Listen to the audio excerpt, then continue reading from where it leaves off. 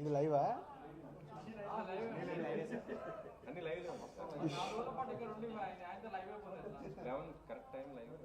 Okay, రెడీయా?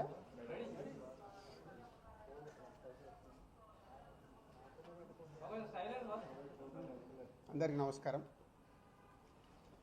మీ అందరికీ తెలిసిందే, 4 రోజుల నుంచి ఫిలిం ఇండస్ట్రీలో అండ్ ఇంకా కొన్ని ప్రైవేట్ సెక్టార్స్ మీద ఇన్కమ్ ట్యాక్స్ సెర్చులు జరిగాయి. సో ఈ సెర్చుల విచిత్రం ఏంటంటే, మీడియా వాళ్ళందరూ ఛానల్స్లో కానీ సోషల్ మీడియాలో కానీ, నేను సెలబ్రిటీని కాబట్టి ఎన్నో సెర్చులు జరుగుతున్నా, సో నా న్యూసే మీకు క్యూరియాసిటీ ఉంది కాబట్టి మీడియాకి కానీ, మీ మీడియా ద్వారా సొసైటీకి కానీ, సో దానికి మీరు ఎంత ఫోకస్ చేస్తున్నారో 4 రోజుల నుంచి మీడియా ద్వారా చూస్తూనే ఉన్నాం. సో అందుకే మీ క్యూరియాసిటీకి దీనికి 4 రోజుల నుంచి ఏమి జరిగింది అనేది చెప్పాల్సిన అవసరం ఉందని మీ అందరినీ పిలవడం జరిగింది. లేకుంటే తెలిసింది తెలియని ఏదేదో న్యూస్లు వేసుకుంటూ 4 రోజుల నుంచి హైలైట్ చేస్తూ ఉన్నారు. ఇన్కమ్ ట్యాక్స్ సెర్చ్ అనేది మాకు 2008లో ఒకసారి జరిగింది. అంటే దాదాపు 16 సంవత్సరాల తర్వాత ఈ సెర్చ్ జరిగింది. మధ్యలో 3 టైమ్స్ సర్వేస్ ఉన్నాయి. సర్వేస్ అంటే అకౌంట్ ఆఫ్ బుక్స్ అనేది చూస్తారు. సో ఈ సెర్చ్ అనేది ప్రాసెస్, వ్యాపారాలు చేస్తున్నప్పుడు ఇన్కమ్ ట్యాక్స్ చేయాల్సిన ప్రాసెస్. అలాగే మా మీద కానీ, అదర్ వేరే ప్రొడక్షన్ హౌజెస్ మీద కానీ, ఫైనాన్సర్స్ మీద కానీ నిన్న సెర్చెస్ అన్నీ ఉన్నాయి. పోతే మా దగ్గరకు వస్తే మా కుటుంబం మీద ఏదైతే ఆఫీసు ప్లేస్ ఉందో ఆఫీస్ దగ్గర ఈ సెర్చ్లు జరిగాయి.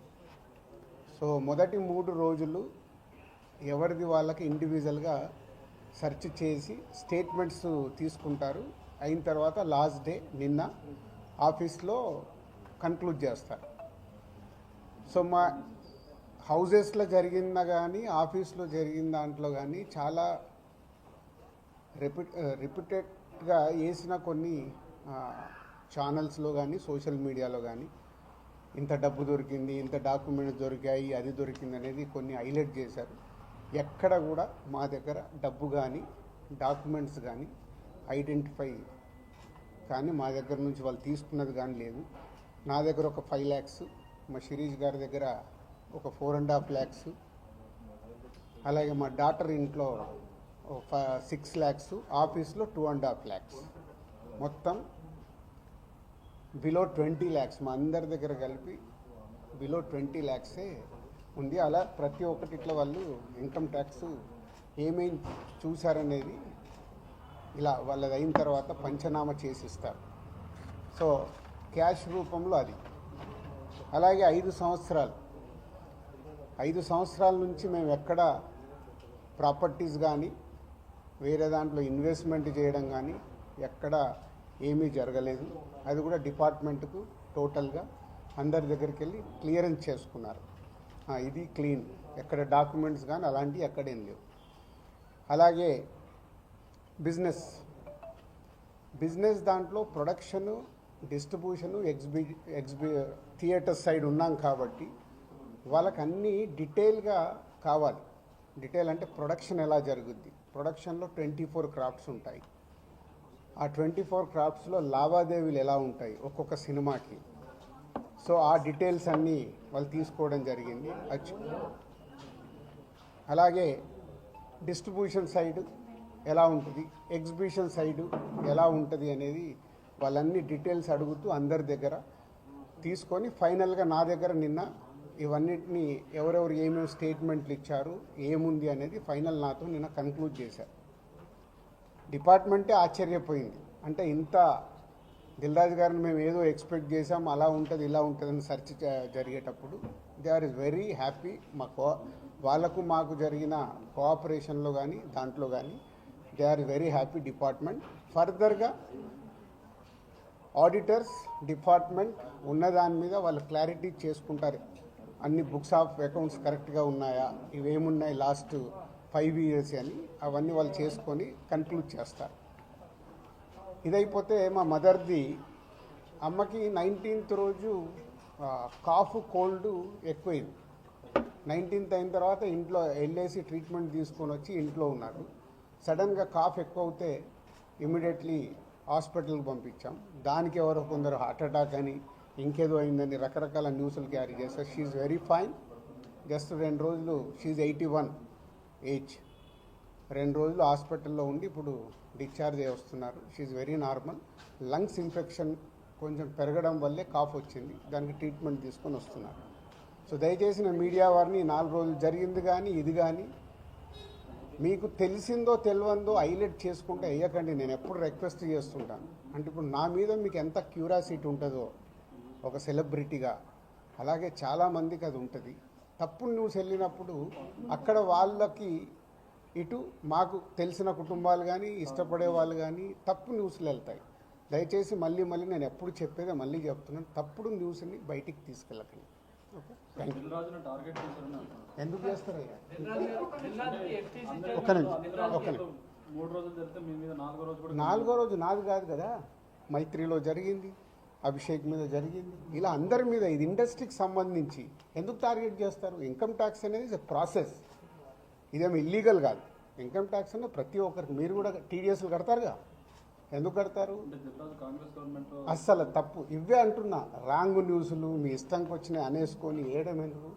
అభిషేక్ అగర్వాల్ కూడా ఉన్నాడుగా, మైత్రి కూడా ఉందిగా, వాళ్ళకు ఉన్నదాని మీద 18 years అయింది. మా మీద సెర్చ్ జరిగి 18 years, ఏమో 2 years కాలే 3 years కాలే. అంటే ఆఫ్టర్ 18 years చేసే వాళ్ళు ప్రొసీజర్, ఇన్కమ్ ట్యాక్స్ ప్రొసీజర్లోనే జరిగింది, ఎక్కడ ఏమీ లేదు. అనవసరమైన ఎక్కువ మీరు ఊహించేసుకొని హైలైట్లు చేయరు. ఓకే,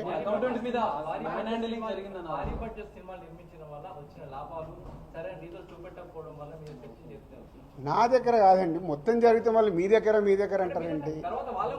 సో అన్నీ జరుగుతాయి, ఇట్స్ ఎ ప్రాసెస్. ఇందాక చెప్పాను కదా, 24 craftsకు ఎలా స్పెండింగ్ చేస్తున్నారు. ఇప్పుడు మా గేమ్ చేంజర్ ఇంత బడ్జెట్ అయింది, ఎలా స్పెండ్ చేస్తున్నారు. They want all accounts. మేము క్లీన్గా ఉండొచ్చు, తీసుకున్నోడు ఉండకపోవచ్చుగా. సో మా దగ్గరికి వెళ్ళి అన్ని డీటెయిల్ తీసుకొని ఎవరెవరికి వెళ్ళాయో వాళ్ళ ద్వారా చెక్ చేస్తారు. ఎందుకంటే TDS, GST, so many process ఉంటాయి. అంతేగాని ఎక్కువ ఊహించేసుకుంటున్నారు, ఏం లేదని. అంటే హైలైట్స్ దాంట్లో ఉండకుండా కొంచెం బయటికి రండి అని నా రిక్వెస్ట్.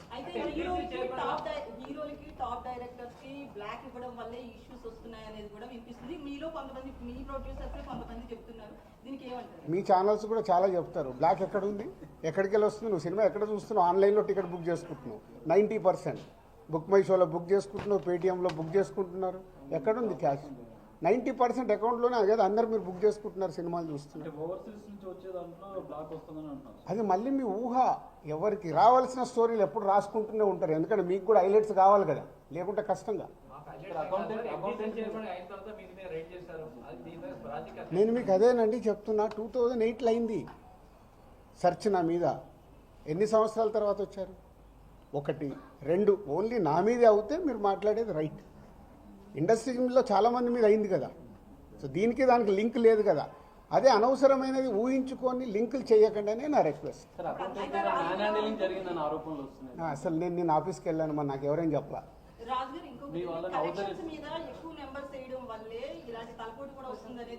అది మొత్తం ఇండస్ట్రీ అంతా కలిపి మాట్లాడతాం, అది నేను ఇండివిజువల్గా మాట్లాడకూడదు. అలాంటి ఏదైనా ఉంటే కరెక్ట్ చేయాల్సిందే, ఇండస్ట్రీ తరఫున కరెక్ట్ చేయాలి. 22 నుంచి మీరు ఐటీ ఫైల్స్ చేశారా సార్? ఎవ్రీ ఇయర్ ఉంటుంది. 22 నుంచి అంటే ఎవ్రీ ఇయర్ ఉంటుంది. అదే 22, 23 వరకు అసెస్మెంట్స్ అయిపోయాయి. 30% స్లాబ్ లోకి ఎంటర్ అయ్యారు కదా, దానికి సంబంధించి కూడా క్లియర్ ఉందా? ఏంటది? ₹1 దాటితే ఐటీ అన్నదాన్ని. మీరు ఎక్కడ ఉన్నారండి బాబు? నా కంపెనీ టర్న్ ఓవర్ ఎంత 30% గురించి మాట్లాడుతుంది. హైలైట్ టర్న్ ఓవర్ నా కంపెనీది. ఎప్పుడో 2008లోనే నా సర్వే అయిందంటే అప్పుడే ఎంటర్ అవుతుంది కదా, అవుద్ది. అయితే ఫిల్మ్ ఇండస్ట్రీలో రైట్స్ జరగడం కూడా ఒక ప్రెస్టేజ్ ఇష్యూగా కొంతమంది చూస్తున్నారు, డైరెక్టర్లు, హీరోలు, వీళ్ళంతా. దీనికి ఏమంటారు మీరు? అంటే ఇన్కమ్ ట్యాక్స్ వాళ్ళు అదే అంటారు, సార్ మేము వచ్చినామంటే మీరు పెద్దోళ్ళు అని. సో మీ మీద కూడా చేయించుకోరు, మీరు ఫాస్ట్గా పెద్దోళ్ళు అవుతారు. సార్ మీకు సిబ్బందిని కూడా హౌస్ అరెస్ట్ చేశారన్న వార్త. అది న్యాచురల్. అంటే హౌస్ అరెస్ట్ అంటే ఇప్పుడు నేను ఉన్నాను 3 రోజులు, మీ వీడియోలు తీస్తున్నాను, నేను ఎక్కడికైనా వాకింగ్ చేస్తాను, బయటికి వెళ్ళనివ్వరు. కమ్యూనికేషన్ కాకుండా వాళ్ళకి కావాల్సిన ఇన్ఫర్మేషన్ తీసుకోవడానికి అందరినీ డిఫరెంట్లో ప్లేస్లో పెట్టి ఫైనల్గా కన్క్లూడ్ చేస్తారు. ప్రొడక్షన్ టైంలో జరిగిన లావాదేవీలు, తర్వాత మీ సినిమా రిలీజ్ అయినాక వచ్చిన లావాదేవీలు, వీటన్నిటి మీద అడగడం జరిగిందా లేదా ప్రొడక్షన్ అది ఆటోమేటిక్ అండి, అది ప్రాసెస్. వాళ్ళకి అదే అవగాహన చేసుకోవటానికి. టైంలో దాదాపు క్యాష్ పెట్టుకుంటారు. సినిమా క్యాష్ ఉన్న బ్యాంక్కి వెళ్ళి డ్రా చేసే పెడతారు. సో వాళ్ళకి డౌట్స్ ఉంటాయి. డౌట్స్ ఉన్నప్పుడు క్లారిఫై చేయాల్సిన రెస్పాన్సిబిలిటీ మాదే కదా. సో అలా ఒక్కొక్కటి ప్రొడక్షన్ ఏంటి, డిస్ట్రిబ్యూషన్ ఏంటి, ఎగ్జిబిషన్ ఏంటి, ఎలా ప్రాసెస్లో ఉంటాయి అన్నీ ఎక్స్ప్లెయిన్ చేస్తూ వచ్చాను. మీ దగ్గర 5 lakhs రూపీస్ అని అన్నారు, శిరీష్ గారి దగ్గర 4.5, at the same time Hanshita గారింట్లో ఎంత స్వాధీనం చేస్తారు? 6.5 lakhs. టోటల్ కలిసి 20 లక్షలండి. క్యాష్ రూపంలో మా ఫ్యామిలీలో కానీ ఆఫీస్లో కానీ 20 lakhs. అది దానికి కూడా ఇది అన్అఫీషియల్ కాదు, ప్రతి ఒక్కదానికి ఇట్లా డాక్యుమెంట్ ఇస్తారు. ఇది 5,50,000 గోల్డ్ దొరకలేదు. గోల్డ్ ఉంటుంది. ఏ లిమిట్లో ఉండాలో ఆ గోల్డ్ కూడా ఉంది అందరిది. యాజ్ పర్ రూల్ ప్రకారం ఎవరి దగ్గర ఎంత ఉండాలో అంతే ఉంది. అంత మెయింటైన్ చేశారు సార్. మెయింటైన్ అంటే మేము రెస్పాన్సిబుల్ పర్సన్ కదా, ఏది మేము తప్పులో ఉండకూడదుగా. అంటే రైట్స్ జరగడం కూడా మీరు ఎంత క్లీన్గా ఉన్నారనేది తెలుస్తుంది కదా. ఇగో నా వైఫ్ 75 లక్షలు. సో ప్రతి ఒక్కటి ఇట్లా ఇస్తారు వాళ్ళు డాక్యుమెంట్, పంచనామా చేసి ఇచ్చేసి వెళ్తారు. అందరి క్లీన్గా ఉన్నాం. అయితే ఎన్ఆర్ఐ నుంచి పొలిటీషియన్స్ నుంచి కొంత బ్లాక్ మనీ రావడం, దాన్ని ఎక్కువగా ఫిల్మ్ ఇండస్ట్రీలో పెట్టడం ఇలాంటివి జరుగుతాయి అంటారు కదా, దీని గురించి నాకు ఇప్పియరా, నేను తీసుకుంటాను. మరి తక్కువ ఇంట్రెస్ట్లో ఎక్కువ ఇంట్రెస్ట్లు కడుతున్నాను నేను. సంక్రాంతికి వస్తున్న ఏపీ హైకోర్టులో ఒక పిటిషన్ అవన్నీ జరుగుతూనే ఉంటాయి. ఎంతసేపు నెగిటివ్ పాజిటివ్ మాట్లాడు. అవన్నీ ప్రాసెస్లో జరుగుతుంటాయి. ఎందుకు వేసారు, ఏది ఆగదుగా, ప్రాసెస్ అది జరుగుతుంది. ఓకే, ఏం చెప్పాలి, అయిపోయింది, మొత్తం తీసుకున్నారు. థర్డ్ రోజు వచ్చి కలవమన్నారు. ఈ లోపల చెక్ చేసుకుంటారు, ఆడిటర్ వెళ్ళి మాట్లాడతారు. థర్డ్ రోజు వెళ్ళి నేను కలుస్తాను. నెక్స్ట్ అయిపోయింది కదా, చెప్పినా మొన్నే 2025 స్టార్ట్ అని. సంక్రాంతి వస్తున్నాం, స్టార్ట్ అయింది కదా. ఎలా సూపర్ హిట్లు కొట్టాలనేది మన పని, అదే మొదలు పెడతా. ఓకే, పాజిటివ్ అండి. థర్డ్ రోజు రమ్మన్నారు. ఈ లోపల ఆడిటర్ వెళ్ళి మాట్లాడతారు. Okay, thank you.